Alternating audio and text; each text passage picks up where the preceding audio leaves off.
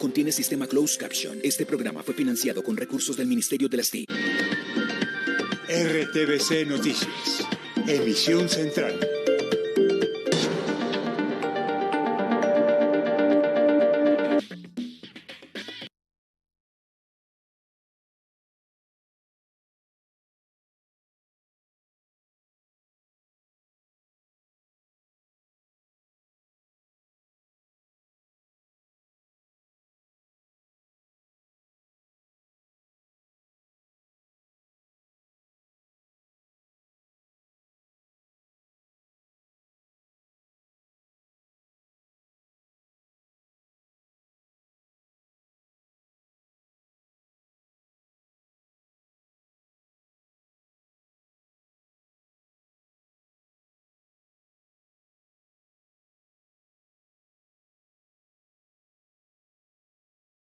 Accidente en un colegio en Jamundí. 5 niños con graves quemaduras cuando hacían un experimento en clase de química.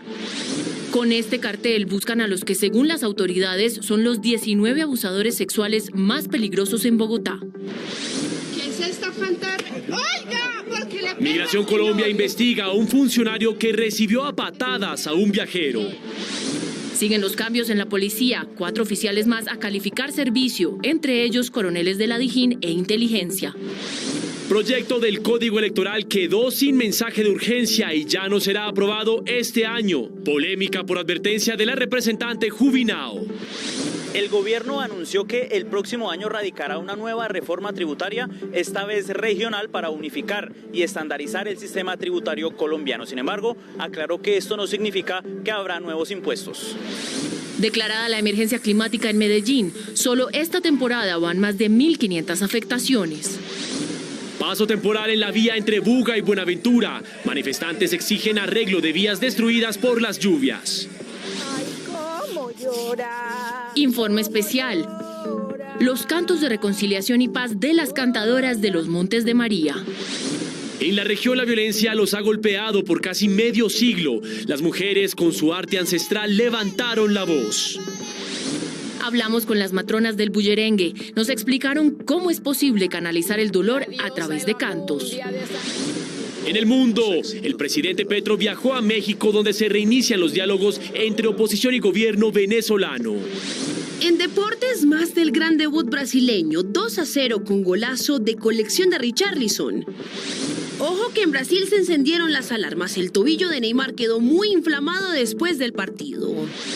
Portugal ganó y Cristiano Ronaldo se convirtió en el primer futbolista de la historia en anotar en 5 mundiales masculinos. Camerún perdió ante Suiza. Uruguay y Corea no se hicieron daño. Ya vienen oportunidades. Atentos en Medellín porque hay convocatoria en el sector textil. Y en Cultura hablaremos con Florencia Etcheves, autora del libro La cocina de Frida.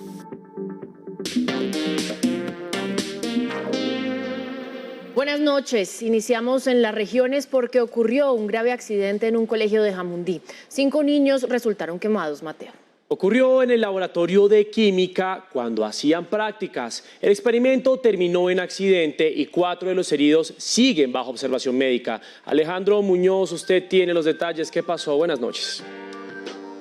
Mateo, televidentes, buenas noches. Pues esto se da cuando los estudiantes estaban presentando los trabajos que habían realizado para esta actividad escolar. Pues al parecer uno de los experimentos no funcionó adecuadamente y originó fuego. Las chispas empezaron a caerle en el cuerpo a estos niños. 3 de ellos están en la unidad de quemado del Hospital Universitario del Valle del Cauca, entre edades de 13, 15 y 16 años. Hay una niña que presenta graves afectaciones por lo que fue intervenida quirúrgicamente, pero los profesionales de la salud dicen que se actuaron de manera oportuna, por lo cual la evolución de todos es satisfactoria.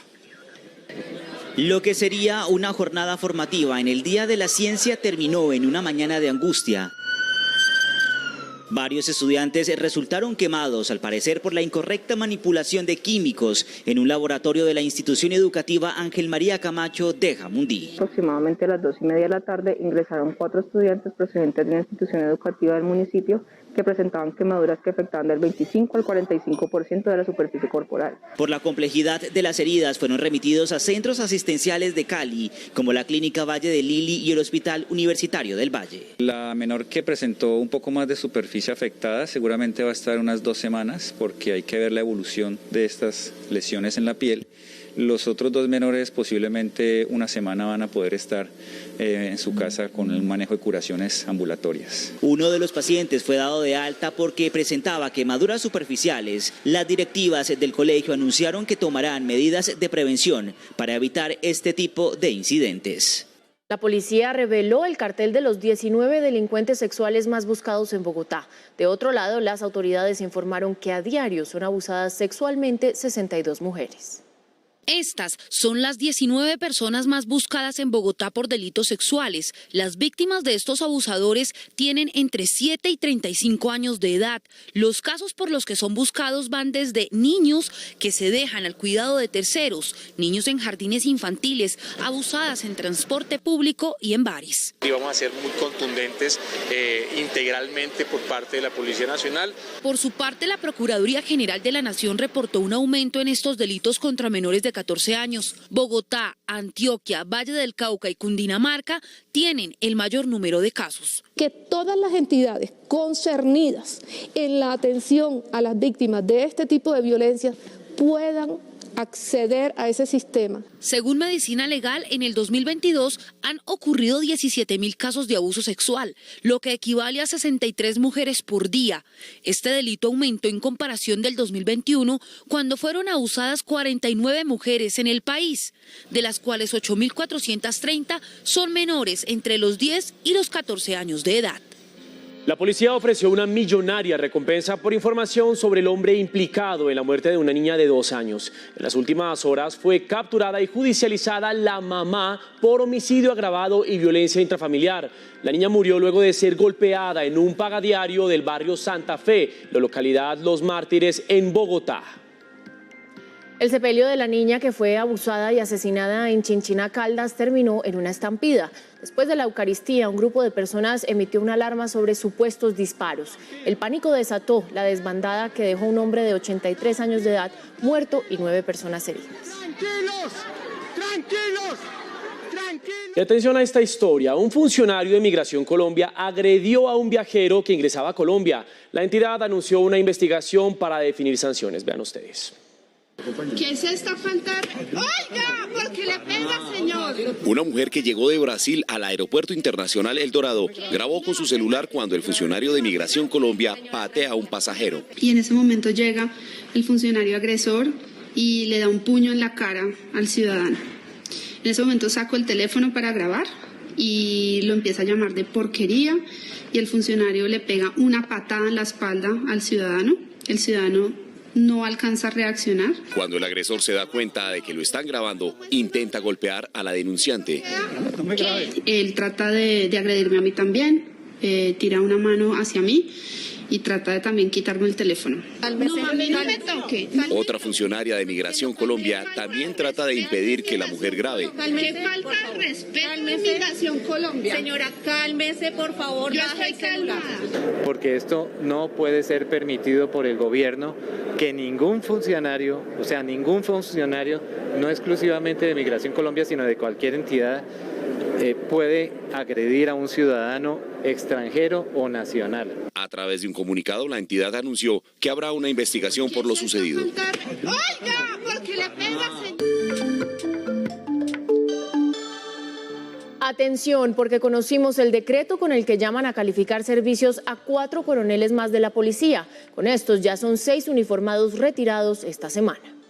Este es el decreto con el que se llama a calificar servicios a 4 coroneles. Entre ellos está Juan Miguel Tiriat, quien estuvo como director encargado de la Dijín, y el coronel John Harvey Alzate, quien estuvo encargado de la Dirección de Inteligencia.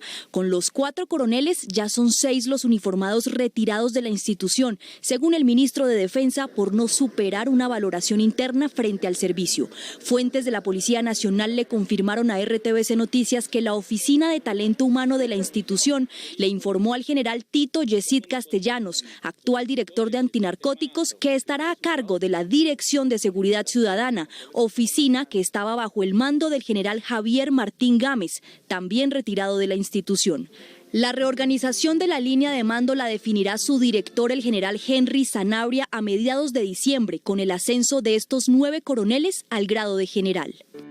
Funcionarios de los juzgados de Palo Quemado en Bogotá entraron en paro porque, según ellos, sus condiciones laborales no son idóneas. Aseguran que los están obligando a volver a la presencialidad en un edificio que no cuenta con internet. Aseguran que la carga laboral es alta, razón por la cual cerraron las instalaciones. El Gobierno Nacional retiró el mensaje de urgencia del Código Electoral en el Congreso de la República. La iniciativa, que tiene 350 artículos, será estudiada a fondo y tramitada el próximo año. El gobierno radicó la ponencia tras la solicitud de algunos partidos sobre la necesidad de que haya debate a fondo. Tenemos que mirar muy bien todo el tema de garantías electorales, todo el tema de los software que fueron muy cuestionados en la elección anterior y que vale la pena dejarlos muy bien redactados. La decisión ocurrió horas de que la representante a la Cámara, Caterín Jubinado, lanzara fuertes cuestionamientos. A Alex Vega no hay que pagarle ningún favor, ¡ningún favor! Y yo, desde la bancada verde, no me voy a prestar para que nos embutan, me perdona el término, el Código Electoral en 3 semanas. El gobierno no se refirió a esa polémica, pero sí senadores del pacto histórico. ¿Perdón? ¿Puede mostrar la amenaza? ¿Pedirle que muestre pruebas de su denuncia temeraria y sucia esa amenaza? Apoyé el anterior código porque contemplaba compra y auditaje de software. Jamás he llevado una hoja de vida al registrador y no le debemos nada. Respete.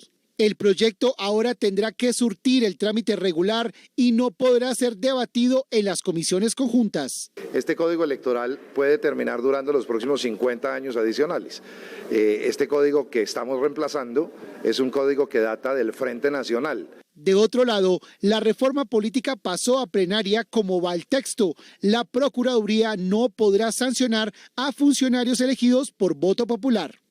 Desde Cartagena, el gobierno hizo importantes anuncios económicos relacionados con impuestos. Juan Sebastián Amaya tiene esa información. Los saludo, buenas noches. Cuéntenos cuál es la propuesta.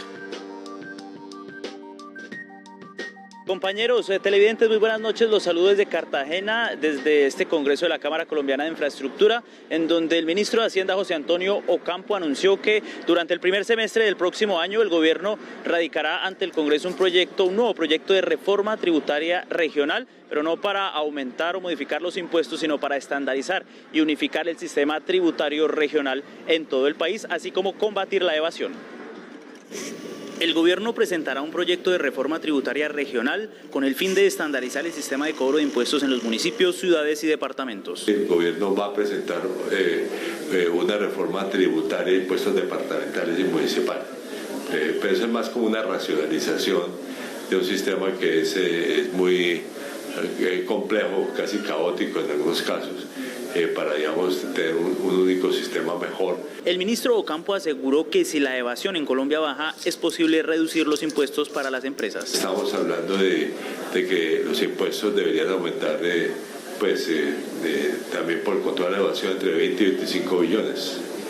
Entonces, cuando superemos esa meta de control de la evasión, creo que podemos adelantarnos y promover una reforma tributaria que baje impuestos. De otro lado, reiteró que la economía del país está en desaceleración. Todos los indicadores muestran que la economía se está desacelerando. Vamos a tener, un crecimiento del último trimestre, no me acuerdo cuál estaba en mi gráfica, pero como el 3%. El gobierno espera que la inflación comience a ceder en lo que resta de este año. Otro anuncio importante tiene que ver con el metro de Bogotá, y es que el gobierno y la alcaldía de la ciudad firmaron un documento COMPES para garantizar los primeros recursos de financiación y construcción de la segunda línea del metro de la ciudad. El Gobierno Nacional y la Alcaldía de Bogotá anunciaron que están listas las garantías para adquirir una deuda de hasta 7,8 billones de pesos para la construcción de la segunda línea del metro. Tranquilidad que el Gobierno Nacional le da al mensaje de la alcaldesa, a la necesidad de los bogotanos de contar con el metro en sus líneas 1 y 2. El año entrante abriremos la licitación de la segunda línea de Metro Bogotá, de la primera subterránea que conectará al centro ampliado de Bogotá, en la 72 con Caracas, con Engativá y Suba. El consorcio chino que construirá la primera línea entregará los estudios de detalle del proyecto el próximo 8 de enero de 2023 y será analizada la opción de modificar un tramo para que sea subterráneo. Los de detalle para construir los conoceremos todos el 8 de enero y el 16 de enero hemos acordado con el señor ministro que tendremos la reunión con el señor presidente para ponerle la información técnica, financiera y legal de la eventual subterranización parcial de un tramo en la Caracas. La construcción de la segunda línea del proyecto tendrá un costo de 35 billones de pesos.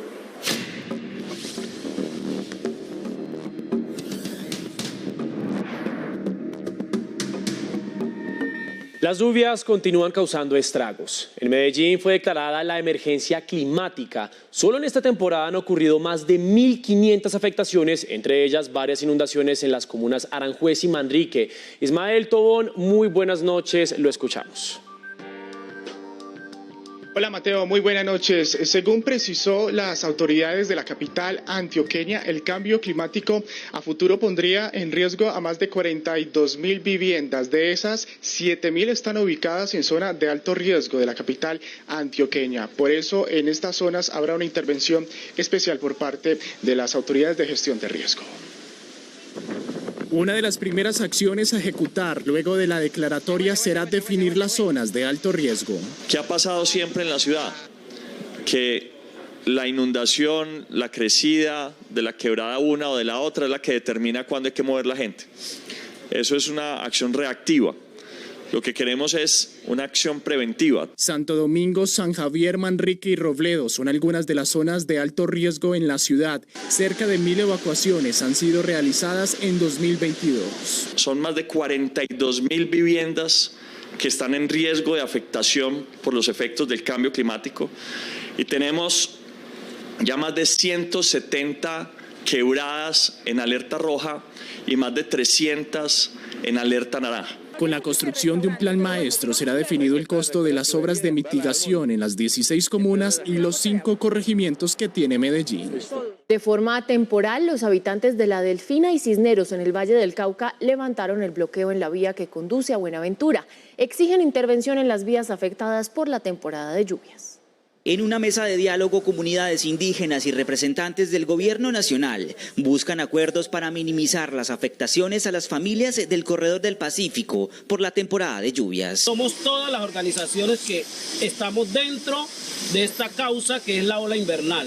Las manifestaciones y afectación a la movilidad se venían presentando desde hace 4 días y la Gobernación del Valle a través de los gestores y diferentes profesionales hemos estado acompañando los mismos, buscando unir y generar esfuerzos para garantizar la movilidad del corredor vial. Las pérdidas diarias por los bloqueos están por encima de los 10.000 millones de pesos. Las exportaciones se están viendo afectadas, pero lo que más nos preocupa es la inflación. Esto tiene un efecto muy grave sobre el precio de los productos. La Asociación Nacional de Exportadores Analdex calcula que por el corredor del Pacífico se transportan hasta 50.000 toneladas diarias de alimentos. Autoridades de Medellín informaron que si no hay contratiempos en el proceso de adquisición de los explosivos, la primera semana de diciembre será realizada la implosión del edificio Continental Towers. Aunque aún no hay un día establecido, actualmente en la estructura se adelantan los trabajos de perforación para la instalación de los artefactos que serán activados allí en la estructura.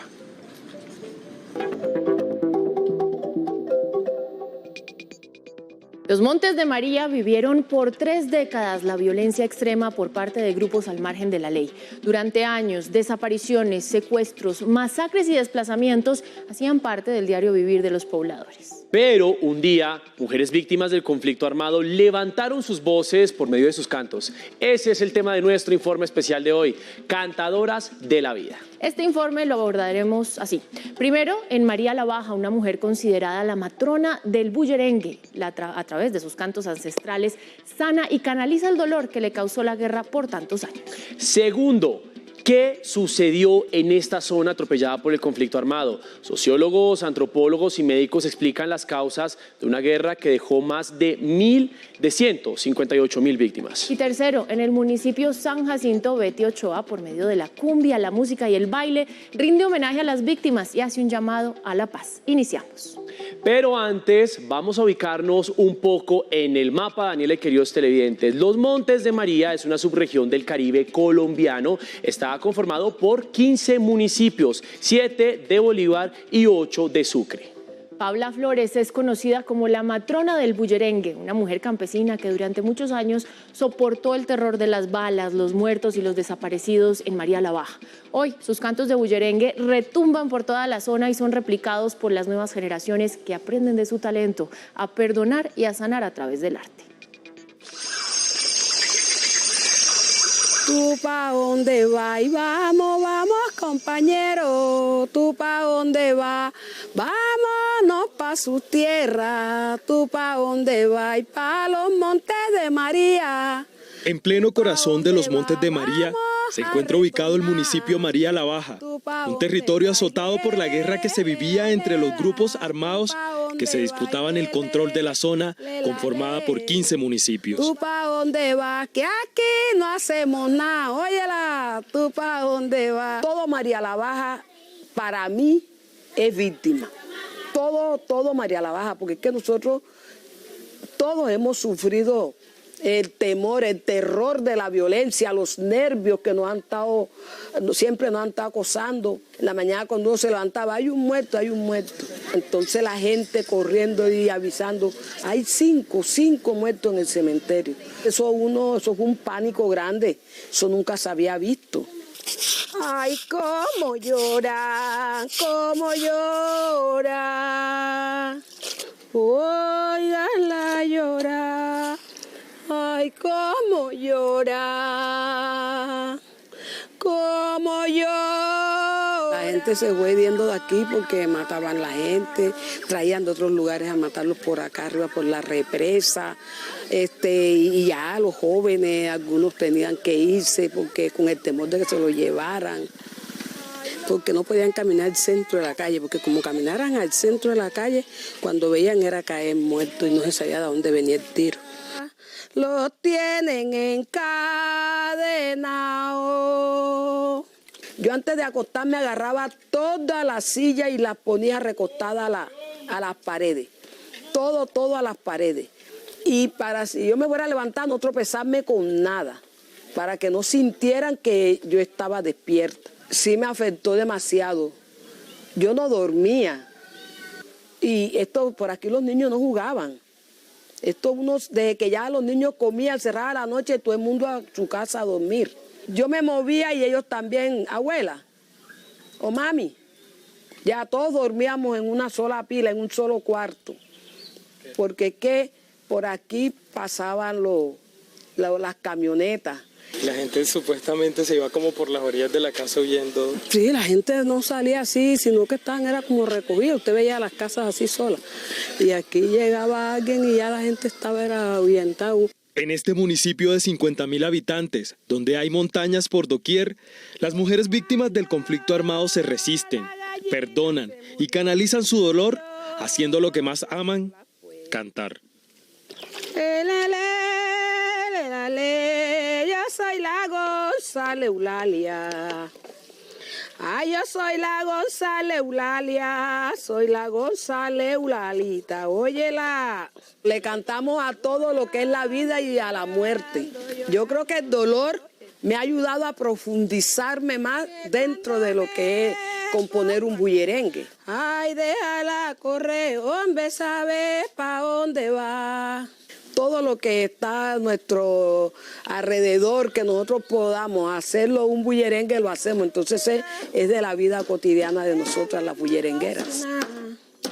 Hombre machuca, se fue pa' Mate, se fue Morelo pa' Mate, Morelo no viene. Las calles que fueron reflejo de distintas masacres hoy son escenarios artísticos. Las nuevas generaciones que perdieron a sus padres o familiares sanan las huellas de una guerra a la que nunca pertenecieron, pero de la que casi no salen.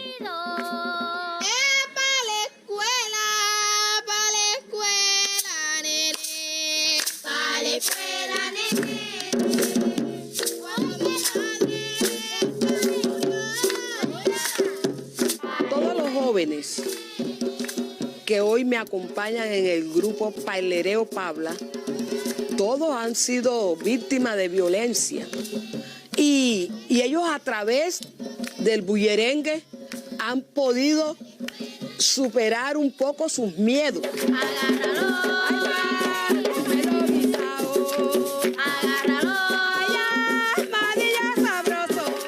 Y ellos con eso hoy están demostrando que sí se puede vivir, sobrevivir nuevamente después de la violencia.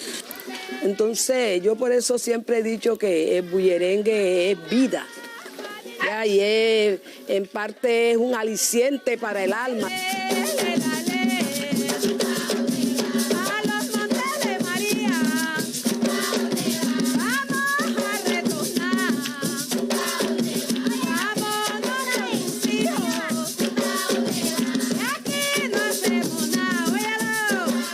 ¿Tú pa' dónde vas? Vamos a cultivar.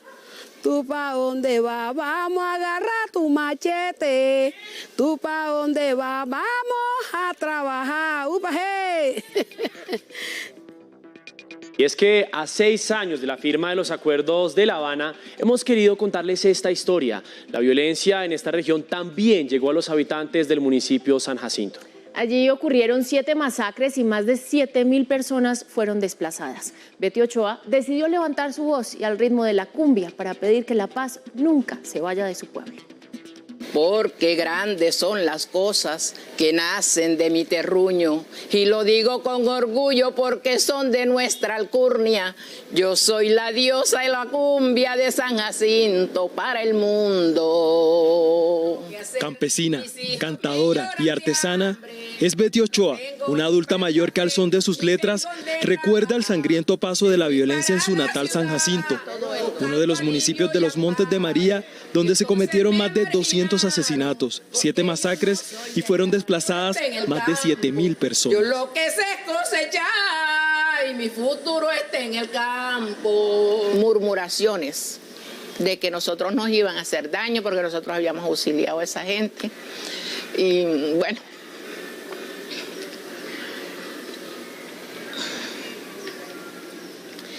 todo pasó, ya eso se pasó, ya uno vivía entonces con el susto, con la angustia de que no sabía si era cierto, eran murmuraciones o era cierto que iban a venir a hacernos daño a nosotros. Nosotros no nos habíamos metido con nadie, simplemente habíamos dado la mano a las personas que habían estado en muchos más problemas. Me duele salir de allí, porque ahora es que está lloviendo.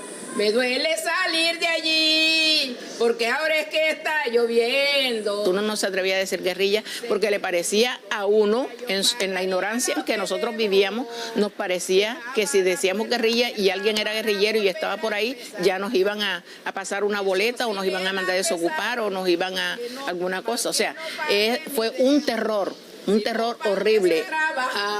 Me fui para la ciudad buscando alivio y amparo. Cuando vino esa violencia tan grande, ya la gente no se atrevía a quedarse en los campos. Ya se fueron tiñendo porque se perdía la gente, los campesinos. Muchos campesinos tuvieron pérdidas irreparables, perdieron la vida, mucha gente perdió la vida. Pensé que con mi cosecha yo pagaría lo que debo. Dejaba la puerta abierta para volver a empezar. San José de Playón es uno de los corregimientos de María la Baja donde más hechos violentos hubo. Por causa de la guerra entre grupos paramilitares y 3 grupos guerrilleros, resultaron masacradas más de 60 personas.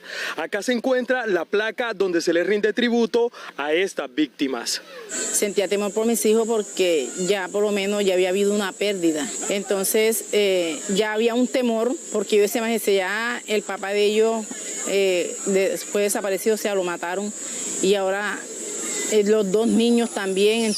Aún en estos momentos las personas siguen teniendo temores, pero más allá de eso, nosotros hemos tenido también la valentía y la posibilidad de sobrevivir, de resistir, de tener esa resiliencia para poder enfrentar esos temores y salir hacia adelante. Todo esto en pañuelo blanco, buscando en algarabía, que en un día no muy lejano llegue la paz a la patria mía. Esta canción tiene un mensaje, es un SOS que le estamos haciendo a los grupos alzados en armas, los grupos violentos, donde ya nosotros no soportábamos tanto dolor, tanta angustia, Traigo un par de maracas hechas de la gente mía, tambor y un palo de gaita para sacarles melodía. Tambor y un palo de gaita para sacarles melodía. Y abarca de 3 puntas con uso. Yo sí creo en la paz. Tengo ese ferviente anhelo y deseo. Y casi todas mis canciones son hechas con ese mensaje de paz para que florezca la paz. Porque así como florecieron y florecían nuestros campos, hoy tienen que florecer en un mañana no muy lejano. Va a florecer la paz. Si no buscamos la paz, en el campo nadie siembra. Que florezca la paz en nuestro país. Pero ¿qué fue lo que pasó en los Montes de María? Médicos, sociólogos y antropólogos nos explican los orígenes y la evolución del conflicto que golpeó a esta zona por más de 30 años. 4.000 asesinatos a líderes sociales, más de 82.600 hectáreas de tierra abandonadas y 158.000 víctimas es el oscuro balance que dejó la guerra en los Montes de María en el Caribe colombiano. La muerte como tal, sencillamente fueron muchos elementos en donde se conjugaron para crear el terror en las comunidades. El que tuviera el control de esa zona le permitía el control de una gran parte de la zona del Caribe colombiano. A tan solo hora y media de Cartagena, por más de 30 años, grupos guerrilleros, paramilitares y narcotraficantes se disputaron la subregión del sur de Bolívar. El objetivo, tener el control de un corredor que facilitaría la ruta del narcotráfico vía al mar.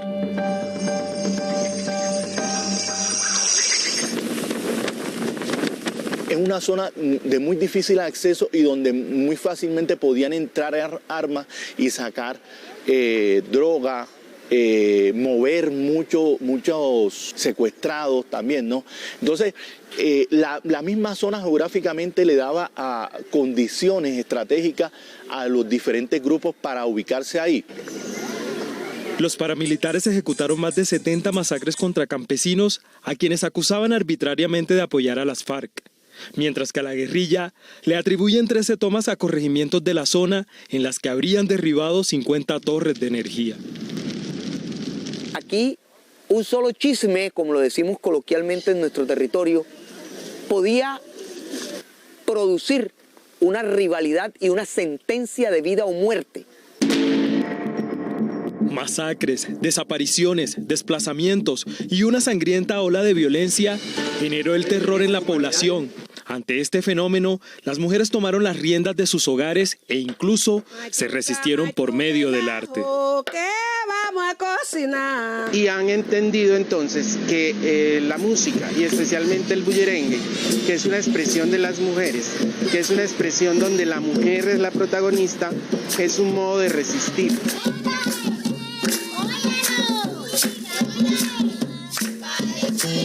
En los Montes de María, un extenso territorio de tradición agrícola y ganadera, aún se siente el eco de la violencia. Para sus pobladores, la paz no regresa a la velocidad con la que entró la guerra.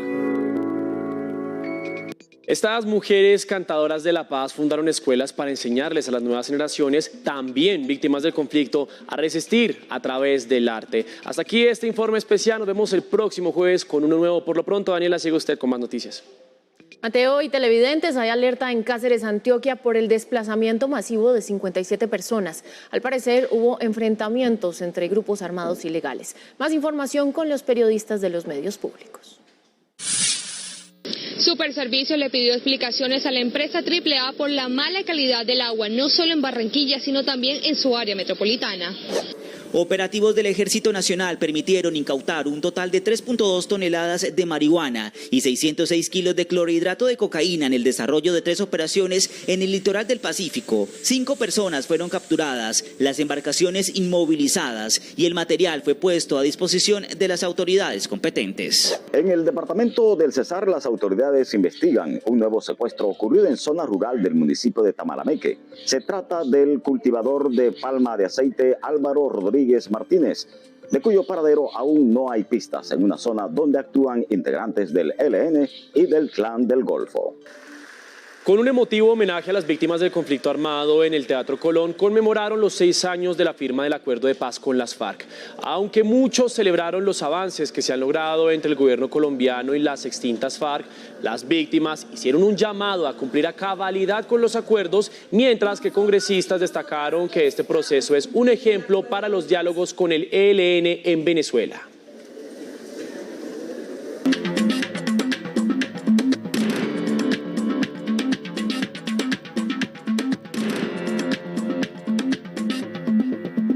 Hablamos de los hechos del día en el mundo, casi 2 semanas después del encuentro en París del presidente de Colombia con delegados de gobierno y también de la oposición de Venezuela para abordar la crisis de ese país. Noruega confirmó que el régimen de Nicolás Maduro y sus opositores reanudarán las negociaciones pasado mañana. Será en México. Mientras Venezuela se desgrana en los pasos de miles de sus ciudadanos circulando fuera de ella, vencidos ante las condiciones de vida que ofrece, la vocación de diálogo vuelve a ser posibilidad entre gobierno y oposición para cambiarlas. Este 25 y 26 de noviembre se reinician los diálogos entre el gobierno de Maduro y la oposición venezolana. La fluidez con la que corren las relaciones Bogotá-Caracas permitió que fuera Gustavo Petro, presidente de Colombia, quien anunciara el destrabe del diálogo, luego de haber estado roto durante 15 meses. La extradición a Estados Unidos, salpicado por lavado de dinero del empresario Alex Saab, de confianza de Miraflores, los congeló. Nuestra delegación anuncia que suspende su participación en la mesa de negociación y diálogo. Justamente México, recurrente suelo de tránsito de sus migrantes, será de nuevo anfitrión de las conversaciones, pues las delegaciones comenzarán a llegar a su capital en las próximas horas. Oposición para el cronograma de las presidenciales de 2024 y chavismo para impulsar el fin de las sanciones que Estados Unidos le impuso. Para que los inversionistas internacionales...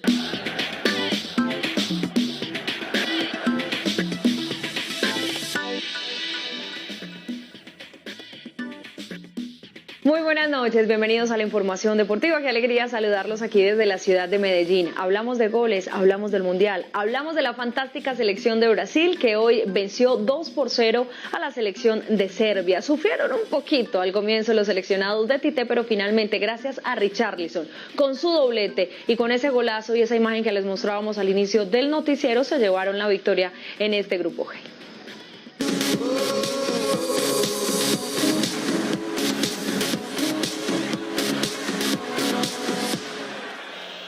Serbia le hizo la vida imposible a Brasil durante 62 minutos.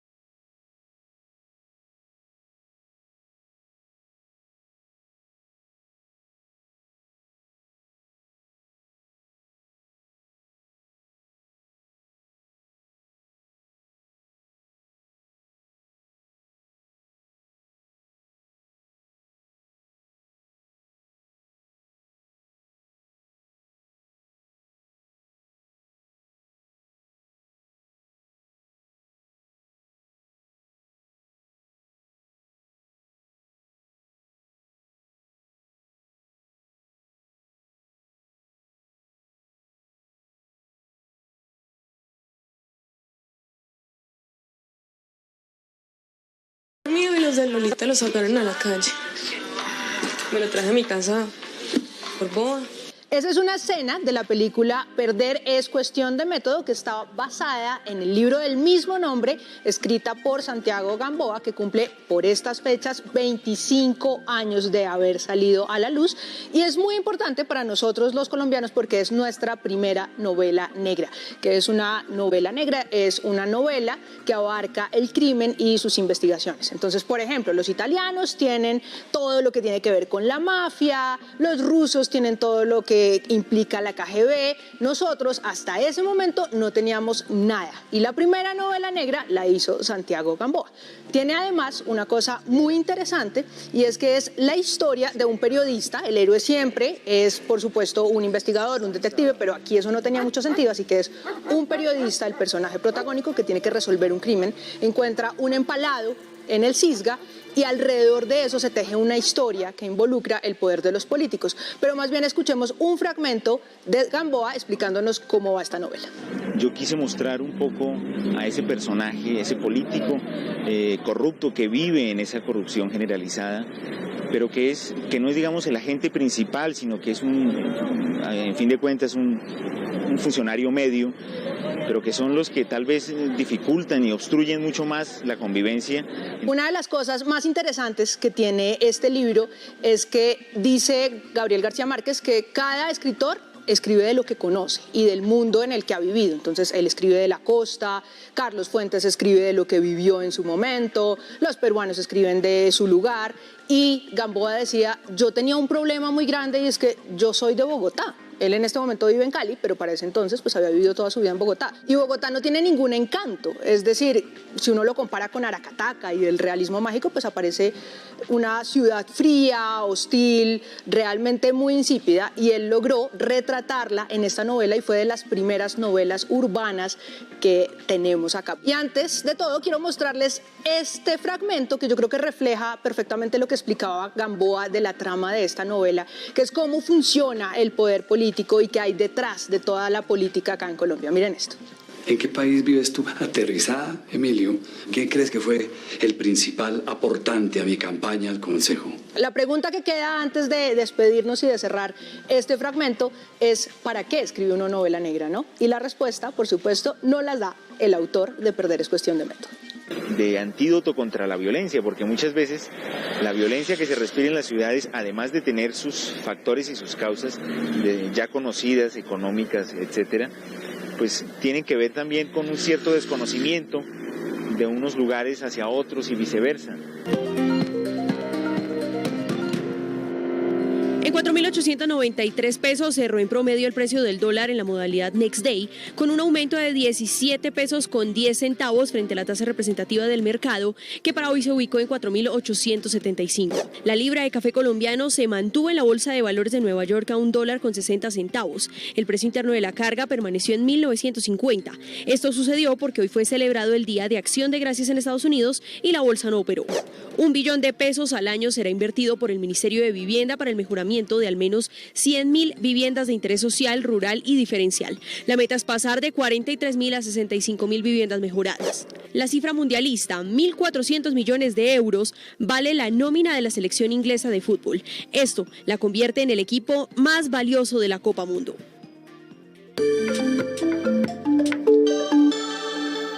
Más información: la Corte Suprema de Justicia se inhibió de investigar a Rodolfo Hernández porque no tiene fuero constitucional, aunque el excandidato ocupó su curul en el Congreso por un tiempo, renunció, recordemos. Pues el proceso continúa en un juzgado de conocimiento. Más hechos del día en un minuto.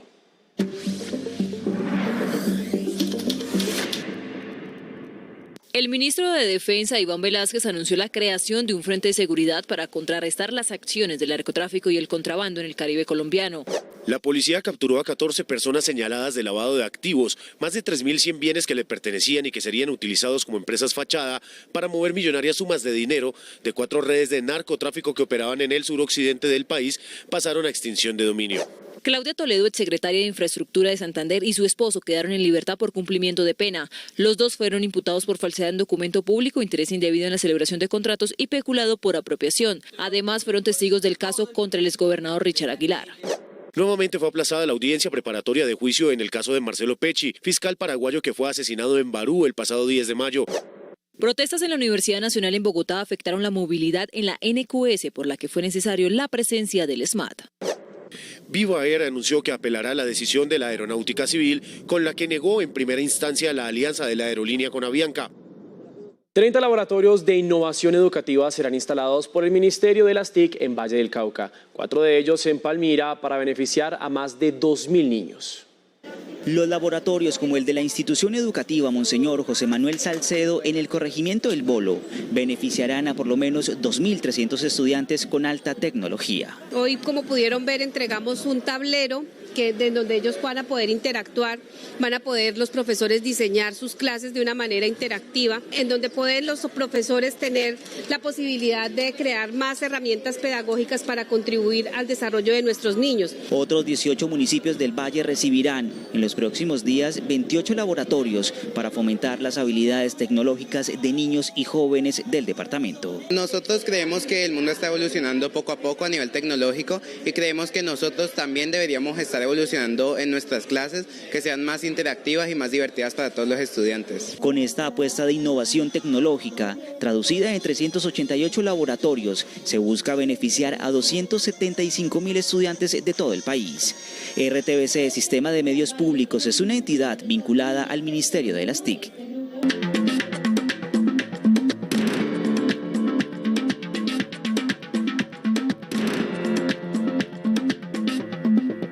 Elon Musk, nuevo propietario de Twitter, anunció que desde la próxima semana restablecerá las cuentas suspendidas en la plataforma, siempre que no hayan infringido la ley o enviado spam de forma escandalosa. Más noticias del mundo a continuación. El Consejo de Derechos Humanos de la ONU iniciará una investigación sobre la represión de las manifestaciones desencadenadas en Irán por la muerte de la joven Mahsa Amini, con el fin de reunir pruebas sobre la violencia y eventualmente juzgar a los responsables. La resolución fue aprobada por 25 votos a favor en una reunión extraordinaria. Francia dio un primer paso para consagrar el aborto como un derecho constitucional. La Cámara Baja aprobó incluir en la Carta Magna que la ley garantiza la efectividad y la igualdad en el acceso al derecho a la interrupción voluntaria del embarazo. Ahora el Senado deberá aprobar sin cambios la propuesta de los diputados para luego someterla a un referendo. El presidente de Ecuador, Guillermo Lasso, visitó México para reunirse con su homólogo Andrés Manuel López Obrador y concretar un acuerdo bilateral comercial que le permita ingresar a la Alianza del Pacífico. Lasso mantuvo su visita a México a pesar del aplazamiento de esta cumbre por la no asistencia de Pedro Castillo. Las cenizas de la presidenta de las Madres de la Plaza de Mayo, Eve de Bonafini, fallecida el domingo a los 93 años, fueron esparcidas este jueves en ese lugar de Buenos Aires, donde desde 1977 clamaron por los desaparecidos de la dictadura argentina. Miles de personas, en su mayoría mujeres, estuvieron allí. Llegamos a oportunidades y atentos porque en Medellín hay una convocatoria para apoyar a emprendedores en el sector textil. Aquí les contamos cómo se pueden inscribir. En oportunidades para emprendedores en el sector textil, vaya a la página www.medellindigital.gov.co. Dé clic en la opción Moda al Barrio. Acá encontrará la descripción y requisitos de la convocatoria, como vivir en Medellín o en uno de sus corregimientos, presentar la cuenta de servicios públicos de la residencia o del taller de confección, tener mínimo 2 años de operación, entre otros. Lea con atención los documentos necesarios para participar en la convocatoria, que tiene como objetivo seleccionar 55 talleres satélites formales e informales, con o sin marca propia. ¡Atentos! Los emprendimientos recibirán formación y apoyo en el sector textil. Además, los mejores tendrán un incentivo de 8 millones de pesos para fortalecer la unidad productiva. Deslice hasta abajo, llene el formulario con sus datos personales y siga el paso a paso. Y mucho ojo, tiene plazo de aplicar hasta el 3 de diciembre de 2022. Y muy importante, recuerde que si quiere seguir informado 24/7, nos encuentra en todas nuestras redes sociales como RTBC Noticias. Llega el Black Friday con ofertas que te deslumbrarán. Del 25 al 27 de noviembre, no te pierdas las increíbles ofertas de tus productos y marcas favoritas. Entra ya en www.blackfridaycall.com.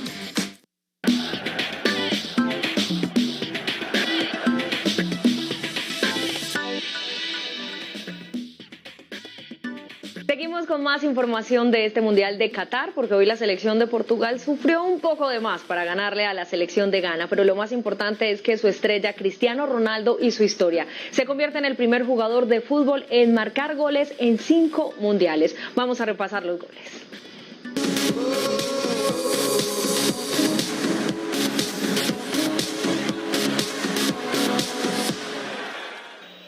Cuando el trámite del partido entre Portugal y Ghana estaba muy igualado, esta dudosa falta de Salisu sobre Cristiano Ronaldo fue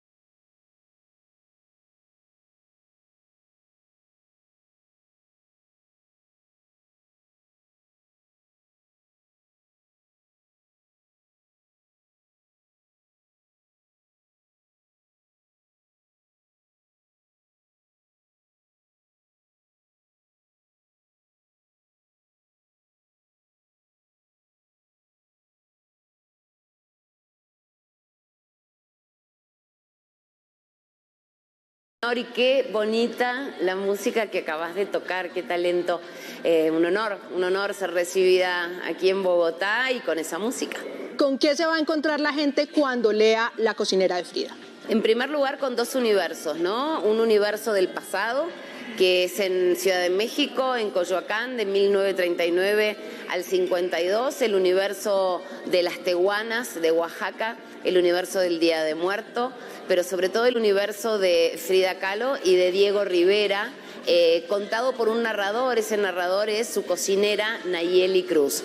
Y el segundo universo es un universo del presente, año 2018, en la ciudad de Buenos Aires, y allí nos vamos a encontrar con Paloma Cruz, una argentina, que es la nieta de la cocinera de Frida Kahlo y que recibe una misteriosa herencia que pone en riesgo su vida.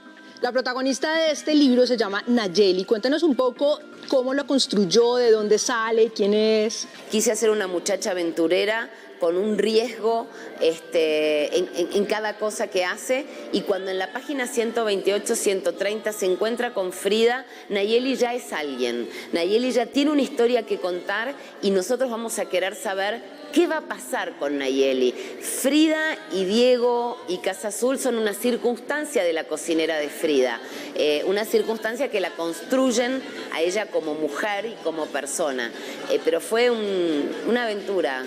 Para mí esta novela, más que un desafío, fue una aventura. Lo disfruté muchísimo. Hay algo muy interesante en ese libro y es que hace una comparación entre lo que significa la muerte en México y lo que significa la muerte en Argentina, ¿no? Sí, claro, de hecho arranca así, ¿no? La manera de transitar la muerte y la manera de transitar el concepto del más allá. En la Argentina, tal vez por la forma de ser que tenemos, sobre todo en las ciudades, en las provincias es distinto, pero que tenemos, por lo menos en Buenos Aires, somos muy porteños, muy tangueros, y abrazamos un poco ese dolor, ese sufrimiento, esa añoranza. En las despedidas, en los velatorios, generalmente se llora ahí mucho, y no está bien visto que eso no suceda. Los duelos, los lutos suelen ser largos, en contraposición con lo que sucede en México, ¿no? Que a mí me fascina cómo logran armar una suerte de celebración y de homenaje que hace que una vez al año en el corazón de las personas el espíritu de ese ser amado que se ha ido está allí. El tema del Día de Muertos, de ese recibimiento, de ese altar, de ese homenaje, del sentirlos presentes, de recordarlos como fueron en vida. Florencia Etcheves, autora de La cocinera de Frida. Muchísimas gracias por haber estado aquí en RTVC Noticias. Bienvenida siempre. Por favor, es un honor estar contigo en tu programa y sobre todo aquí en Bogotá, con el pueblo colombiano que adoro. Y con entrevistas y literatura terminamos esta emisión central de noticias. Como siempre, ustedes, gracias por acompañarnos. Nos vemos mañana al mediodía y a las 7 de la noche. Que descanse.